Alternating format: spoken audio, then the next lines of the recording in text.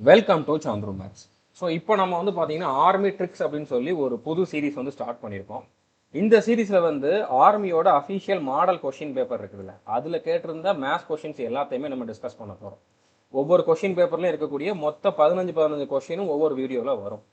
இதை பார்த்தாலே போதுமா, இதுல இருந்து தான் கொஷின்ஸ் வருமானு கேட்டிங்கன்னா மேக்ஸிமம் கொஷின் இதுல இருந்தா வரும், இல்லைன்னா இதே மாதிரி வரும். இதை நீங்கள் பார்த்தாலே வந்து உங்களால் கண்டிப்பாக பாஸ் பண்ண முடியும், நல்ல மார்க் எடுக்க முடியும். அதனால் இதை நீங்கள் வந்து ரெகுலராக ஃபாலோ பண்ணுங்கள். ஒவ்வொரு வீடியோலையுமே வந்து பார்த்தீங்கன்னா 15 கொஷின் வந்து நான் கொடுப்பேன். இப்போ நம்ம பார்க்க போகிறது அக்னிவீர் ஜிடியில் கேட்டிருந்த கொஷின்ஸ் தான். இப்போ நீங்கள் வந்து இதே ஜிடிக்கு படித்தாலும், ட்ரேட்ஸ்மேனுக்கு படித்தாலும், இல்லைனா சோல்ஜர் ரெக்ரூட்மெண்ட்டுக்கு படித்தாலும், டெரிட்டோரியல் ஆர்மிக்கு படித்தாலும், எதுக்கு படித்தாலுமே இதை நீங்கள் வந்து ஃபாலோ பண்ணலாம். முடிஞ்ச அளவு இந்த வீடியோவை ஷேர் பண்ணுங்கள். அதுக்கப்புறம் மறக்காமல் இந்த வீடியோ அப்லோட் பண்ணி 7 நாளுக்குள்ள இந்த வீடியோவை நீங்கள் பார்க்குறீங்க அப்படின்னா உங்களுக்கு இந்த ஹைப் அப்படிங்கக்கூடிய ஒரு ஆப்ஷன் இருக்கும், அதை நீங்கள் கொடுங்க. ஓகே, நீங்கள் இந்த வீடியோ இப்போவே வந்து பார்த்தீங்கன்னா கீழே பார்த்தீங்கன்னா கமெண்ட்ஸ் இருக்கும், அதில் இந்த பக்கம் இதை வந்து தள்ளுனீங்க அப்படின்னா ஹைப் திஸ் வீடியோ அப்படிங்கிற மாதிரி ஹைப்புங்கிற ஆப்ஷன் இருக்கும், இதை கொடுங்க. இது எதுக்காக அப்படின்னா நீங்கள் ஷேர் பண்ணுறதை விட ஆட்டோமேட்டிக்காக இது நிறைய பேருக்கு வந்து சஜஷனில் காட்டும். நிறைய பேர் ஹைப் பண்ணாங்க அப்படின்னா ஆட்டோமேட்டிக்காக இந்த வீடியோ வந்து மற்றவங்களுக்கு போய் சேரும். அதனால தான் நீங்கள் ஷேரும் பண்ணுங்கள், இதுவும் பண்ணுங்கள். ஓகே, இந்த வீடியோவில் நம்ம 15 கொஷின் அதுக்கான ஆன்சர் பார்க்க போகிறோம். 15 கொஷினில் உங்களுக்கு எல்லா டாப்பிக்கில் கூடிய கொஷினும் இருக்கும். நான் வந்து முடிஞ்ச அளவு இதில் ட்ரிக்கு சொல்லுவேன், அதுக்கான சொல்யூஷன் என்ன அப்படிங்கிறத டைரெக்டாக சொல்லுவேன். ஆனால் நீங்கள் பேசிக்லேருந்து கற்றுக்கணும்.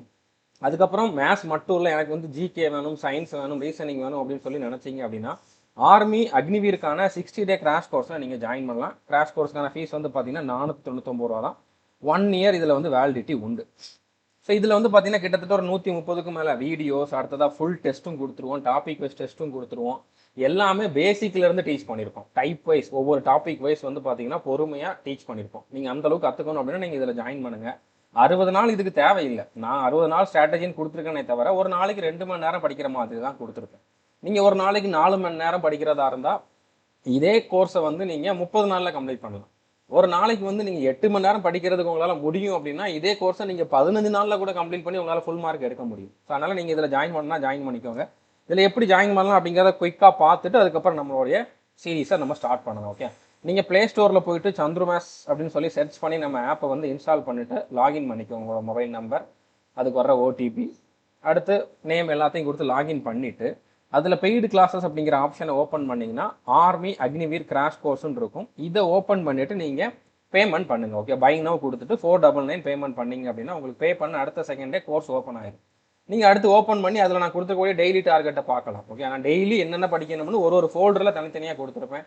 அந்த ஃபோல்டருக்குள்ளேயே உங்களுக்கு டெஸ்ட் எல்லாமே வந்துடும். ஓகே, ஸோ இதை மட்டும் நீங்கள் ஃபாலோ பண்ணாலே போதுமானது. இப்போ நம்ம ஸ்டார்ட் பண்ணலாம். ஸோ டேரெக்டாக நான் கொஷின் ஆன்சர் தான் சொல்ல போகிறேன். பேசிக்லேருந்து நான் ஆல்ரெடி முன்னாலே டீச் பண்ணிட்டேன். ஓகே, பட் இவங்க கேட்டிருக்கதே பேசிக் கொஷின் தான் கேட்டிருக்காங்க.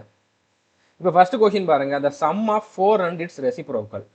4 மற்றும் அதன் தலைகீழியின் கூட்டுத்தொகை என்னன்னு கேட்டிருக்காங்க. 4ஓட தலைகீழினா 1/4. இது ரெண்டையும் கூட்டுனா என்ன வரும்னு கேட்டிருக்காங்க. இப்போ ரெண்டையும் கூட்டணும்னா 2 நம்பர் 2 பின்னம் இருக்குது, அதை கூட்டணும் அப்படின்னா ரெண்டுலேயுமே கீழே வந்து சேமான நம்பர் இருக்கணும். இங்கே 4 இருக்குது, இங்கே 1 தான் இருக்குது, எதுவுமே இல்லைன்னா 1 இருக்குதுன்ட்டு அர்த்தம். இந்த 1 4 மாற்றினா நான் என்ன பண்ணுவேன், இதோட 4 பெருக்குவேன். இங்கே 4 பெருக்கிறோம்னா மேலேயும் 4 பெருக்கணும். கீழே ஒரு நம்பரை பெருக்கிட்டு மேலே விட முடியாது, ரெண்டுலேயுமே நான் 4 பெருக்கணும். இப்போ நாங்க 16. ஓகே, 16/4 இருக்கும், ப்ளஸ் 1/4 இருக்கும். இப்போ கீழே சேமான நம்பர் வந்துருச்சு அப்படின்னா நீங்கள் அதை காமனாக எடுத்துக்கலாம். மேலே இருக்க நம்பரை இப்போ நீங்கள் கூட்டிக்கலாம். கூட்டுறதுக்கும் கழிக்கிறதுக்கும் இதே ரூல் தான். இப்போ 16ஓட 1 கூட்டினீங்கன்னா 17, 17/4 அப்படிங்கிறதான் ஆன்சர். இது எல்லாமே நான் நம்மளுடைய கோர்ஸில் கொடுத்துருக்க டெஸ்ட் தான். இந்த மாடல் பேப்பரையே வந்து நம்ம டெஸ்ட்டாகவும் கொடுத்துருக்கோம், ஃபுல் டெஸ்ட்டாகவும் கொடுத்துருக்கோம். அந்த டெஸ்ட்டில் இருந்த கொஸ்டினை தான் நான் அப்படியே ஸ்க்ரீன்ஷாட் எடுத்திருக்கேன். ஓகே, தமிழ் இங்கிலீஷ் ரெண்டுலேயுமே உங்களுக்கு வந்து டெஸ்ட் இருக்கும்.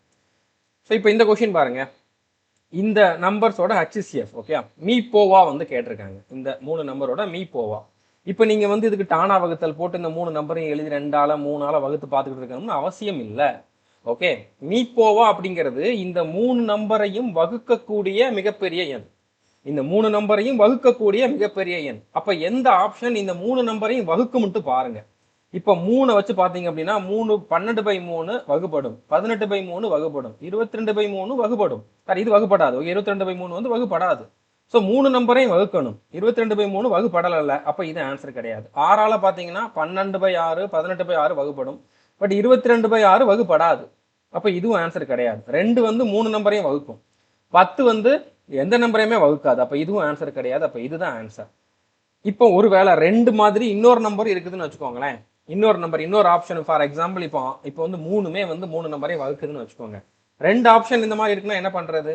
ரெண்டுல எது பெருசோ அதை நீங்க சூஸ் பண்ணணும். ஏன்னா மிகப்பெரிய பொது வகுத்தி, ஹையஸ்ட் காமன் ஃபேக்டர். ஸோ பெரிய நம்பரா நம்ம எடுக்கணும்.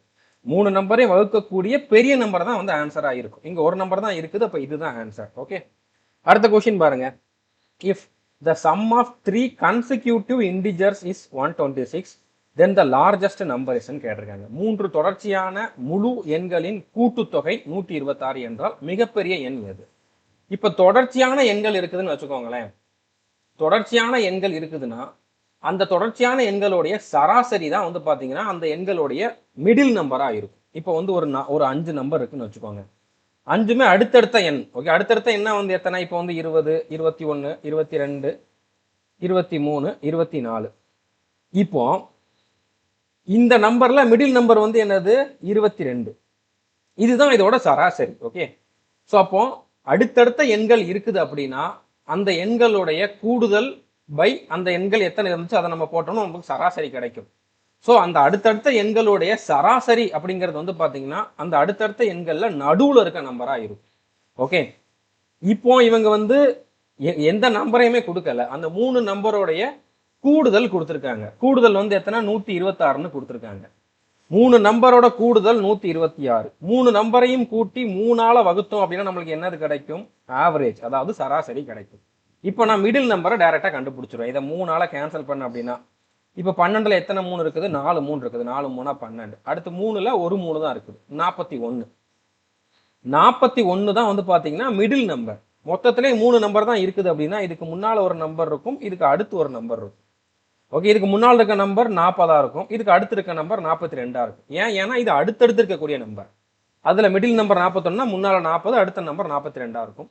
இதுல மிகப்பெரிய எண் கேட்டிருக்காங்க. மிகப்பெரியது வந்து என்னது? 42. மிகச்சிறியது கேட்டிருந்தாங்கன்னா 40. ஆவரேஜ் கேட்டிருந்தாங்கன்னா 41. மிடில் நம்பர் கேட்டிருந்தாலும் 41. ஓகே, எப்படி வேணாலும் உங்களுக்கு எக்ஸாம்பிள கேட்கலாம்.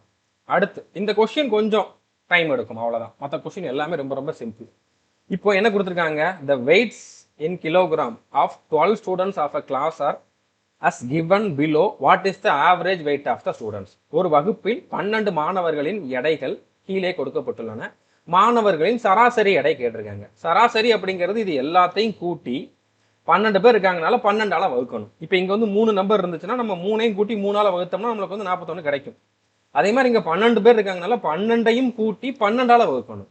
ஓகே, அப்போ நம்மளுக்கு இதோட ஆவரேஜ், அதாவது சராசரி கிடைச்சிரும். இப்போ கூட்டுறதுக்கு நீங்க ஒண்ணு எழுதி கூட்டாதீங்க. நீங்க நார்மலா கூட்டுனீங்கன்னா ஃபர்ஸ்ட் இந்த டிஜிட் தானே கூட்டுவீங்க. ஸோ நீங்க ஃபர்ஸ்ட் இந்த டிஜிட் எல்லாத்தையுமே கூட்டுங்க. 5, 10, அடுத்து 0 தான் இருக்குது. 15, 20, 25, 30, 38. ஓகே, 5 5 கூட்டிட்டேன், கடைசி 8 மட்டும் எடுத்துக்கிட்டேன். ஸோ அப்போ 38க்கு 8, மிச்சம் 3 இருக்குது. ஓகே, இந்த 3 நான் அப்புறம் கூட கூட்டிக்கிறேன். இப்போ 6 6 12, 20, 28, 34, 39, 43, அடுத்து 51, 59, 65, 69, 69 பிளஸ் 3 வந்து எத்தனை? 72. ஓகே, ஸோ இந்த நாளை நம்ம கூட்டாம விட்டோம்.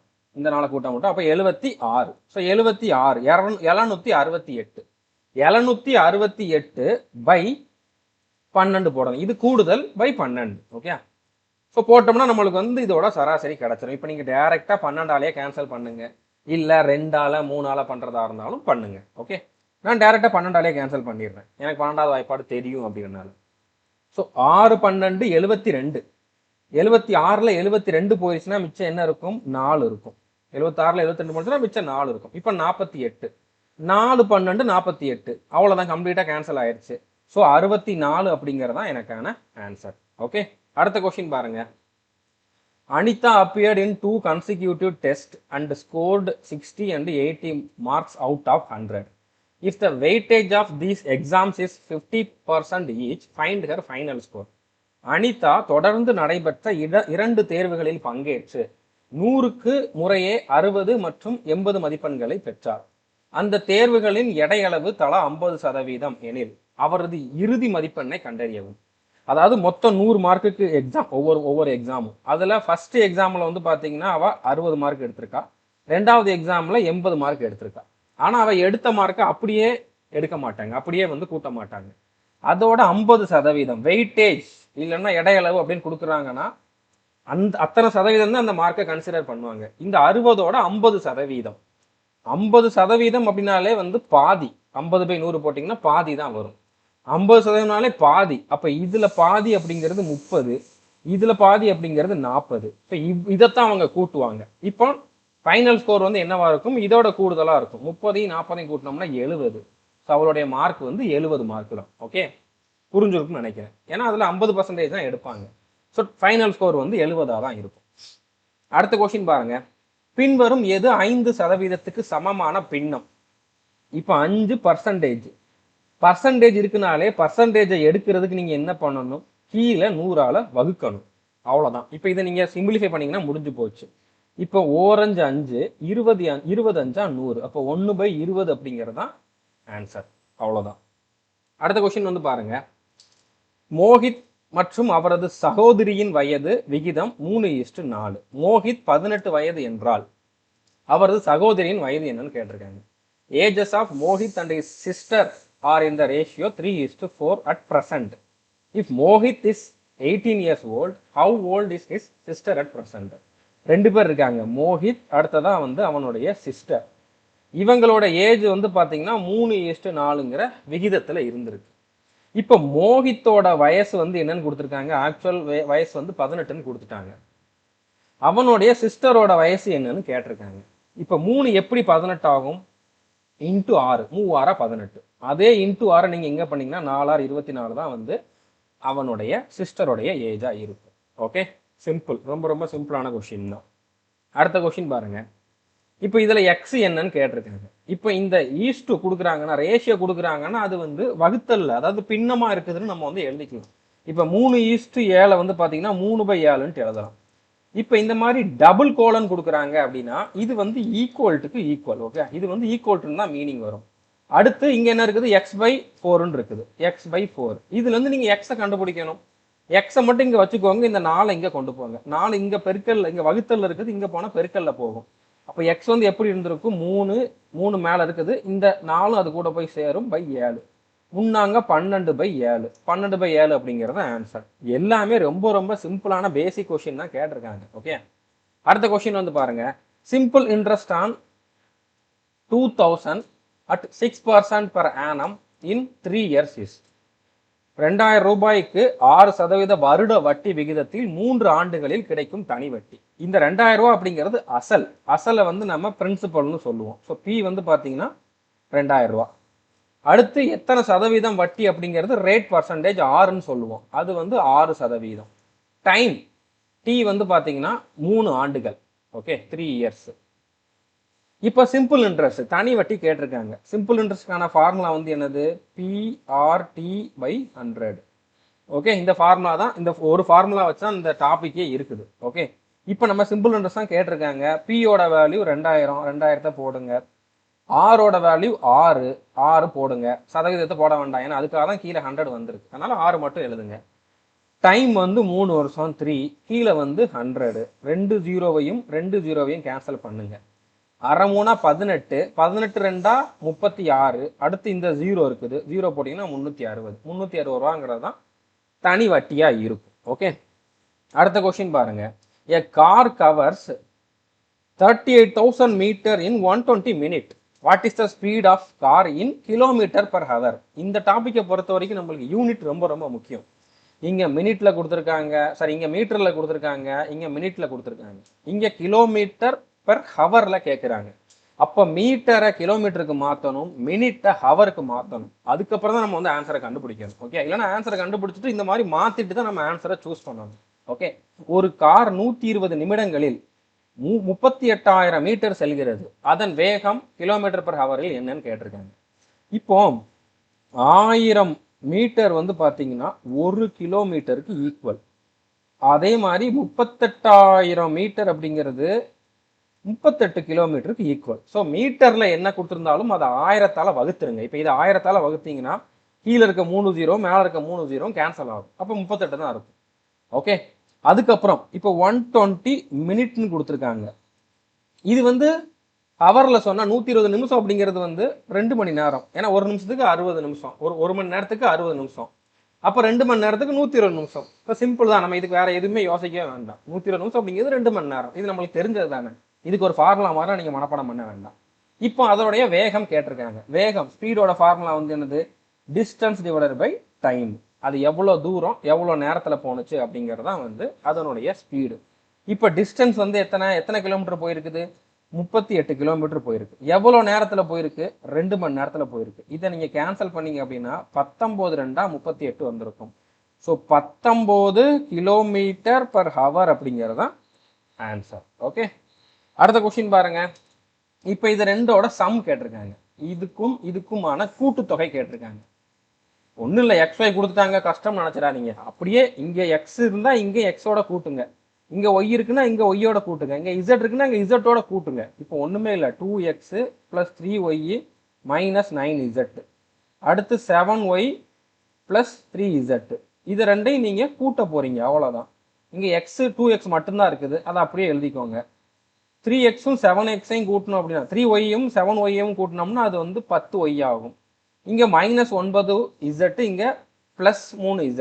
அப்போ ப்ளஸ் மைனஸில் இருக்குதுன்னா பெருசுலேருந்து சிறுசை கழிக்கணும். 9ல் 3 போணுச்சு அப்படின்னா 6. ஸோ பெரிய நம்பர் மைனஸில் இருக்குன்னா நம்மளுக்கு ஆன்சர் மைனஸில் தான் வரும். அப்போ -6z. So 2x + 10y - 6z அப்படிங்கிறது தான் வந்து கரெக்டான ஆன்சர். ஓகே, அடுத்த கொஸ்டின் பாருங்க. ஸோ இந்த மாதிரி கொடுத்துட்டு m வந்து என்னன்னு கேட்டிருக்காங்க. எம்மோட மதிப்பு என்னன்னு கேட்டிருக்காங்க. ஸோ என்ன கொடுத்துருக்காங்க? 2m - 3 = m/3 + 7. m கேட்டிருக்காங்களா? m ஒரு பக்கம் கொண்டு போங்க, நம்பர் எல்லாம் இன்னொரு பக்கம் கொண்டு வாங்க. இப்போ இந்த பக்கம் 2m இருக்குது, இங்கே இந்த m/3 ப்ளஸ்ல இருக்குது, இங்க வந்தா மைனஸ்ல வரும். அப்ப -m/3 ஆகும். இங்க -3 வந்து இந்த பக்கம் போனா பிளஸ் ஆகும். அப்ப 7 + 3 ஆகும். இப்போ நான் என்ன சொன்னேன் உங்களுக்கு ஸ்டார்டிங்லயே? பிளஸ் மைனஸ் பண்ணும்போது கீழே இருக்க நம்பர் ஒரே மாதிரி இருக்கணும். இங்க 1 தான் இருக்குது, எதுவுமே இல்லைன்னா 1 இருக்குதுன்ட்டு அர்த்தம். இங்க 3 இருக்குது, இதை 3 ஆக்கணும். நான் என்ன பண்ணணும்? இங்க 3ஆல பெருக்கணும். கீழே மட்டும் பெருக்கிட்டு விட முடியாது, மேலையும் பெருக்கணும். ஓகே, அப்ப 2 6m/3 இருக்கும். இங்கேயும் 3 ஆயிடுச்சு, இங்கேயும் 3 ஆயிடுச்சு. நான் /3 காமனா இப்போ எடுத்துக்கிறேன். இங்க -m இருக்குது, இங்க 7 + 3 10. 6mல 1m போனுச்சுன்னா 5m. ஓகே, 6mல 1m போனுச்சுன்னா 5m. இந்த 3 இங்க போனுச்சுன்னா 3 இன்ட்டுன்னு வந்துடும். ஓகே, இங்க வகுத்தல் இருக்குது, இங்க பெருக்கல்ல வந்துடும். ஸோ 3 × 10 30. 5m பார்த்தீங்கன்னா 30க்கு ஈக்குவல். இப்போ இந்த 5 கீழே கொண்டு வந்து வகுத்தாலும் சரி, இல்லைன்னா இப்படியே நீங்க வகுத்தாலும் சரி, எப்படி பார்த்தாலும் இது கீழே வரப்போகுது, கேன்சல் ஆக போகுது. இப்படியே நீங்க கேன்சல் பண்ணுங்க. 4 5 5, 6 5 30. அப்போ m வந்து பார்த்தீங்கன்னா 6. m-ஓட மதிப்பு என்னது? 6. ஓகே, அடுத்த கொஸ்டின் பாருங்க. ஜாமெட்ரியில இருந்தெல்லாம் கொஸ்டின் கேட்டிருக்காங்க. ஓகே, சிம்பிளான கொஸ்டின் தான் கேட்குறாங்க. If all 4 angles of a quadrilateral are in the ratio 1:2:3:2, then the smallest angle is. ஒரு நால்பக்க வடிவத்தில், நால்பக்க வடிவம்னா 4 பக்கம் இருக்கக்கூடிய ஒரு வடிவம், 4 கோணங்கள் 1:2:3:2 என்ற விகிதத்தில் இருந்தால் சிறிய கோணம் எதுன்னு கேட்டிருக்காங்க. 4 பக்க ஒரு வடிவம்னா என்னது? இந்த மாதிரி இருக்கிறது. ஓகே, அது இப்படி இருக்கலாம், இல்லைன்னா இப்படி இருக்கலாம், எப்படி வேணாலும் இருக்கலாம். ஸோ இப்படி ஒரு 4 பக்கம் இருக்குதுன்னா அதுல இருக்கக்கூடிய கோணங்கள்னா இந்த கோணம், இந்த கோணம், இந்த கோணம், இந்த கோணம், அதுக்குள்ள 4 கோணம் இருக்கும். இது A, இது B, இது C, இது Dன்னு வச்சுக்கோங்களேன். இந்த மாதிரி 4 பக்கம் இருக்குதுன்னா அந்த 4 கோணங்களுடைய கூடுதல் என்னவா இருக்கும் அப்படின்னா A + B + C + D என்னவா இருக்கும் அப்படின்னா 360 டிகிரியா இருக்கும். ஓகே, இப்போ இந்த 360 டிகிரியை தான் அவங்க வந்து இப்படி பிரிச்சிருக்காங்க. 1:2:3:2ன்னு பிரிச்சிருக்காங்க. இப்போ இதோட கூடுதல் வந்து பாத்தீங்கன்னா 360 டிகிரிக்கு ஈக்குவலா இருக்கும். இதை கூட்டினீங்கன்னா என்ன வரும்? 1 + 2 3, 3 + 3 6, 6 + 2 8. 8 வந்திருக்கு. 8ங்கிறது ரேஷியோவில் இருக்குது. அதோட ஆக்சுவல் வேல்யூ வந்து பார்த்தீங்கன்னா 360. 8 ரேஷியோ வந்து 360 டிகிரிக்கு ஈக்குவல். இப்போ இதுல சிறிய கோணம் எதுன்னு கேட்டிருக்காங்க. இதுல எந்த ரேஷியோ சின்னதா இருக்குதோ அதுதான் சின்ன கோணம். 1ன்னு இருக்குது, அதுதான் சின்னது. அப்போ ஒரு ரேஷியோ தான் சிறிய கோணம். 8 ரேஷியோங்கிறது மொத்தம், அதுல ஒரு ரேஷியோங்கிறது சிறிய கோணம். 1 கண்டுபிடிக்கணும். ஓகே, 8க்கு 360னா 1க்கு என்னன்னு கண்டுபிடிக்கணும். என்ன கொடுத்துருக்காங்களோ அதை மேலே எழுதுங்க, 360 டிகிரி. அதை எதுக்கு கொடுத்துருக்காங்களோ அதை கீழே எழுதுங்க. இன்ட்டு நம்ம என்ன கண்டுபிடிக்கணுமோ அதை பெருக்குங்க. ஓகே, என்ன கொடுத்துருக்காங்களோ மேலே, அதை எதுக்கு கொடுத்துருக்காங்களோ அதை கீழே, நம்ம எதுக்கு கண்டுபிடிக்கணுமோ அதை பெருக்கணும். இதை 8ஆல அப்படியே நீங்கள் கேன்சல் பண்ணிடுங்க. 4 8 32, 36ல் 32 போனுச்சுன்னா இன்னொரு 4 இருக்கும். 5 8 40, 40 போயிடுச்சு. ஓகே, ஸோ 45 × 1 45 தான். கோணம் கேட்டிருக்காங்கனால டிகிரியில் வரும். ஸோ 45 டிகிரி அப்படிங்கிறது தான் கரெக்டான ஆன்சராக இருக்கும். ஓகே, ஸோ புரிஞ்சிருக்குன்னு நினைக்கிறேன். அடுத்த கொஸ்டின் பாருங்க. ஸோ இந்த கொஸ்டின் பாருங்க. A regular polygon is such that its each interior angle is 135 degree. How many sides does it contain? ஒரு சீரான பல கோணத்தின் ஒவ்வொரு உள்கோணமும் 135 டிகிரி ஆக இருந்தால் அதற்கு எத்தனை பக்கங்கள் உள்ளன? பல கோணம்னா அதுல வந்து நிறைய பக்கம் இருக்கும். அது எத்தனை வேணாலும் இருக்கலாம். அது 4 பக்கமா வேணாலும் இருக்கலாம், இல்லைன்னா 5 பக்கமா இருக்கலாம், இல்லைன்னா வந்து பாத்தீங்கன்னா இந்த மாதிரி ஒரு அருங்கோணமா இருக்கலாம், 7 பக்கம் இருக்கலாம், 8 பக்கம் இருக்கலாம். இந்த மாதிரி ஐங்கோணம், அருங்கோணம், 8 கோணம், அந்த மாதிரி என்னவா வேணாலும் இருக்கலாம். ஓகே, இவங்க என்ன கொடுத்துருக்காங்கன்னா அதுல உள்ள இருக்கக்கூடிய ஒவ்வொரு கோணமும் 135 டிகிரின்னு கொடுத்துருக்காங்க. இப்ப இந்த அருங்கோணத்துல வந்து பாத்தீங்கன்னா இங்க ஒரு கோணம், இங்க ஒரு கோணம், இங்க ஒரு கோணம், இங்க ஒரு கோணம், இங்க ஒண்ணு, இங்க ஒண்ணு அப்படின்னு சொல்லி 6 கோணம் வரும். அந்த 6மே ஈக்குவலா இருக்கும். அந்த மாதிரி இது எத்தனை கோணம் நம்மளுக்கு தெரியாது, ஆனா ஒண்ணுமே வந்து 135 டிகிரி தான் இருக்கும்னு கொடுத்துருக்காங்க. இதை வச்சுட்டு எத்தனை பக்கம் அப்படிங்கிறத கண்டுபிடிக்கணும். இப்ப இதுல 6 பக்கம் நம்ம சொன்னோம்ல, அந்த மாதிரி இதுல எத்தனை பக்கம் இருக்கும்னு கண்டுபிடிக்கணும். அது இதை வச்சு கண்டுபிடிக்கணும். இதை கண்டுபிடிக்கிறதுக்கு ஒரு டைரக்ட் ஃபார்முலா இருக்குது. என்ன அப்படின்னா, அந்த ஆங்கிள் கண்டுபிடிக்கிறதுக்கான ஃபார்முலா தான் இது. இன்டீரியர் ஆங்கிள்ங்கிறது ஆங்கிள், அந்த உள்கோணம். அந்த ஆங்கிள் கண்டுபிடிக்கிறதுக்கான ஃபார்முலா n-2 × 180/n. இங்க n-ங்கிறது தான் வந்து பாத்தீங்கன்னா நம்பர் ஆஃப் சைட்ஸ், அதாவது பக்கங்களின் எண்ணிக்கை. ஓகேவா, பக்கங்களின் எண்ணிக்கை. ஸோ இப்போ நம்மகிட்ட வந்து பக்கங்களோட எண்ணிக்கை கேட்டிருக்காங்க, இதை கொடுத்துருக்காங்க. ஸோ எப்படினாலும் நம்மளுக்கு இந்த ஒன்று இது தெரியணும், இல்லைன்னா n தெரியணும். ஏதாச்சும் ஒன்று கொடுத்துருந்தாங்கன்னா இன்னொன்று நம்ம கண்டுபிடிச்சிடலாம். ஸோ ஃபார்முலாவை மனப்பாடம் பண்ணிக்கோங்க. இந்த மாதிரி கொஸ்டின் கண்டிப்பாக உங்களுக்கு கேட்பாங்க, ஆல்ரெடி நிறைய கேட்டிருக்காங்க. ஸோ n-2 × 180/n போட்டோம் அப்படின்னா நம்மளுக்கு இது என்ன கோணம், எத்தனை பக்கம்னு தெரிஞ்சா அதுக்குள்ள என்ன கோணம் இருக்கும் அப்படிங்கிறது தெரியும். இப்போ கோணம் கொடுத்துட்டு பக்கம் கேட்டாலும் நம்ம இதே ஃபார்முலா தான் யூஸ் பண்ண போறோம். ஓகே, இப்போ இவங்க கோணம் கொடுத்துட்டாங்க. கோணம் வந்து எவ்வளோன்னு கொடுத்துருக்காங்க, 135 டிகிரின்னு கொடுத்துட்டாங்க. 135 டிகிரின்னு கொடுத்துருக்காங்க. ஃபார்முலா வந்து என்னது, n-2 × 180/n. Okay, n-2 × 180/n கொடுத்துருக்காங்க. ஓகே, இப்போ நீங்க இந்த மேல இருக்கிறதையும் கேன்சல் பண்ணலாம், இல்லைன்னா இதை கீழே கொண்டு போயிட்டு பண்ணலாம். கொண்டு போறதுக்கு முன்னாலே கூட பண்ணலாம். ஓகே, ரெண்டுமே 5ஆல கேன்சல் ஆகும். ஒரு நம்பர் 5ஆல முடியுது, 5ல் முடியுது, இல்லைன்னா 0ல் முடியுது அப்படின்னா அது 5ஆல கண்டிப்பா வகுப்படும். இப்போ இது 0ல் முடியுது, 5ல் முடியுது, அப்போ ரெண்டுமே 5ஆல வகுப்படும். ஸோ அப்போ இதை நீங்கள் 5ஆல வகுத்தீங்க அப்படின்னா 3 5 15, மிச்சம் 3 இருந்திருக்கும், 6 5 30, 36. ஓகே, மொத்தமாக 36. இப்போ இங்கே வந்து 2 5 10, மிச்சம் 3 இருந்திருக்கும், 7 5 35. மறுபடியும் இதை நம்ம வகுக்க முடியும், ரெண்டுமே 9ஆல வகுப்படும். இப்போ இந்த இடத்துல பார்த்தீங்கன்னா 3 27, இது 4 36. ஓகே, இப்போ இந்த இடத்துல 4 இருக்குது. இப்போ இது எப்படி இருக்குது, 3 = n-2 × 4/n இருக்குது. இந்த எண்ணை எங்க கொண்டு போனீங்க அப்படின்னா 3n மாறும். இந்த எண்ணை உள்ள கொண்டு வந்தீங்கன்னா பெருக்கணும், 4n - 4 2 8 வரும். 4n - 4 2 8 வரும். 4n - 4 2 8 வரும். இப்போ இந்த 8 எங்க கொண்டு போனீங்கன்னா பிளஸ் ஆகும். இந்த 3n எங்க கொண்டு போனீங்கன்னா -3n ஆகும். அதாவது 8 = 4n - 3n வந்துருக்கும். 4nல 3n போனுச்சுன்னா நம்மளுக்கு n தான் மிச்சம் இருக்கும், ஒரு n தான் மிச்சம் இருக்கும். இப்போ 8 = n இல்லைனா n = 8 எப்படி வேணால் நம்ம சொல்லலாம். ஸோ n வந்து 8. அப்போ இதில் 8 பக்கங்கள் இருக்கும், 8 கோணங்கள் இருக்கும். ஓகே, 8 பக்கங்கள் இருக்கும், 8 கோணங்கள் தான் இருக்கும். எத்தனை பக்கம் தான் கேட்டிருந்தாங்க. அப்போ 8 அப்படிங்கிறதா ஆன்சர். ஸோ ஃபார்முலாவை ஞாபகம் வச்சுக்கோங்க. இதே மாதிரி அடுத்தடுத்த ஷிஃப்ட்லையும் கேட்டிருப்பாங்க. அப்போ நம்ம வந்து டேரெக்டாக அந்த ஃபார்முலாவை அப்ளை பண்ணி ஆன்சரை கண்டுபிடிப்போம். அடுத்த கொஸ்டின் பாருங்க, last question. A rectangle 28 meter long and 10 meter wide is formed with the help of a thread. With the same thread, a square is then formed. What is the side of square? 28 metre நீளம் மற்றும் 10 metre அகலம் கொண்ட ஒரு செவ்வகம் ஒரு நூலால் உருவாக்கப்படுகிறது. அதே நூலால் ஒரு சதுரம் உருவாக்கினால் அதன் பக்க அளவு என்னன்னு கேட்டிருக்காங்க. ஒரு நூல் இருக்குது, இந்த மாதிரி நீளமா நூல் இருக்குது. இந்த நூலை நான் வந்து ஒரு செவ்வகம் மாதிரி வடிவமைக்கிறேன். ஓகே, இதே நூலை மறுபடியும் நான் என்ன பண்ணிடுறேன், இதே நூலை வச்சு நான் வந்து ஒரு சதுரத்தை வடிவமைக்கிறேன்.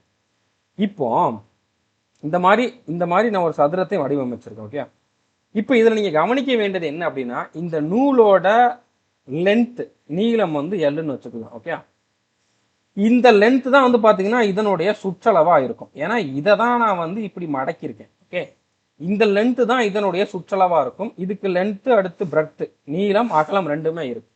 ஓகே, இதே லென்த்து தான் வந்து பார்த்தீங்கன்னா இங்கேயும் இருக்கும். ஓகே, இது வந்து ஏன்னு சொல்லலாம். ஏன்னா சதுரத்துக்கு வந்து 4 பக்கமும் சமமாக இருக்கும். ஓகே, அப்போ இதோட லென்த்து தான் இதனுடைய சுற்றளவு, இதுக்கும் சேம் சுற்றளவு தான். ரெண்டோட சுற்றளவு பெரிமீட்டர் வந்து சேம். இப்போ ரெண்டுக்குமே பெரிமீட்டருக்கான ஃபார்முலா உங்களுக்கு தெரிஞ்சிருக்கணும். இப்போ இது வந்து செவ்வகத்தோடைய சுற்றளவோட ஃபார்முலா என்ன அப்படின்னா 2 × L + B, length plus breadth, நீளம் ப்ளஸ் அகலம் × 2. சதுரத்தோடைய சுற்றளவோட ஃபார்முலா வந்து பார்த்தீங்கன்னா 4 × A. ஏங்கிறது சைடோட லென்த்து. இந்த சுற்றளவும் இந்த சுற்றளவும் சேமாக தான் இருக்கும். அப்போ இது ரெண்டும் ஈக்குவலாக இருக்கும். இப்போ இந்த இடத்துல 2 இருக்குது, இங்கே 4 இருக்குது. இந்த 2 நீங்கள் இங்கே கொண்டு வந்தீங்கன்னா அது கேன்சல் ஆகும். நீங்கள் அப்படியே வச்சுக்கிட்டு கேன்சல் பண்ணுங்க. 2 2 4. இப்போ L + B வந்து போடுங்க. L வந்து எத்தனை, 28 லென்த்து. பிரெத்து அதாவது அகலம் வந்து எத்தனை, 10 = 2A. அப்போ ஏ தான் நம்ம கண்டுபிடிக்கணும். 28ஓட 10 கூட்டினீங்கன்னா 38. அதாவது 2A = 38 இருந்திருக்கும். நீங்கள் அங்கிட்டு இங்கிட்டு மாற்றி எழுதினாலும் ப்ராப்ளம் இல்லை. இப்போ 2ஆல் இதை கேன்சல் பண்ணால் 19 2 38ன்னு வந்திருக்கும். ஸோ ஏவோட மதிப்பு 19. அவங்க என்ன கேட்டிருக்காங்க, சதுரத்தோட பக்க அளவு தான் கேட்டிருக்காங்க. ஸோ 19 மீட்டர் அப்படிங்கிறது ஆன்சர். புரிஞ்சிருக்குன்னு நினைக்கிறேன். முடிஞ்ச அளவு இந்த வீடியோவை ஷேர் பண்ணுங்க. ஸோ இந்த வீடியோ எவ்வளோ யூஸ்ஃபுல்லாக இருக்குது அப்படிங்கிறத நீங்கள் வந்து கமெண்ட் பண்ணி சொல்லுங்கள். நீங்கள் எந்த அளவுக்கு சப்போர்ட் பண்ணுறீங்களோ அந்த அளவுக்கு நான் அதிகமான வீடியோஸ் ஃப்ரீயாக கொடுப்பேன். ஓகே, ஸோ அதனால் முடிஞ்ச அளவு ஷேர் பண்ணுங்கள். நான் முடிஞ்ச அளவு எல்லா மாடல் பேப்பரையுமே வந்து வீடியோவாக கொடுக்கறதுக்கு ட்ரை பண்ணுறேன். எக்ஸாமுக்கு முன்னால் எவ்வளோ முடியுமோ அவ்வளோ கொடுக்கறதுக்கு ட்ரை பண்ணுறேன். நீங்கள் இந்த மேத்ஸுக்கு எவ்வளோ சப்போர்ட் பண்ணுறீங்களோ அதை பொறுத்து தான் நாங்கள் வந்து அடுத்த ரீசனிங்க்கு, ஜிகேக்கு, சயின்ஸுக்கு எல்லாமே வீடியோஸ் கொண்டு வருவோம். அது உங்கள் கையில் தான் இருக்குது. முடிஞ்ச அளவு ஷேர் பண்ணுங்கள். ஏன்னா நீங்கள் இந்த வீடியோ பார்க்குறீங்க அப்படின்னா உங்களுக்கு தெரிஞ்சவங்க உங்கள் சர்க்கிளில் நிறைய பேர் ஆர்மிக்கு படிப்பாங்க.